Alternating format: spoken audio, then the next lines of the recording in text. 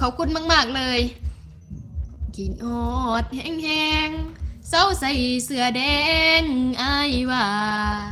เสียงเพลงดังแววมา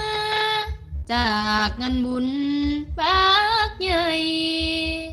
ตกมาปีนี้น้องบ่ได้หนีไปใส่บุญส่งเหือปักใหญ่บ่ได้ไปซึ่งหาบ่เห็นคนใส่เสื้อแดงมีหลายคนเขาใส่น้ำตาน้องจนไหลสงสารอ้ายอยู่ข้างเต้นเมื่อยหาเมื่อยแหง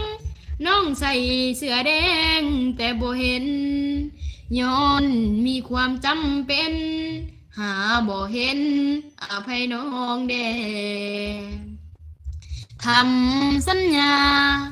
นัดใส่เสื้อแดง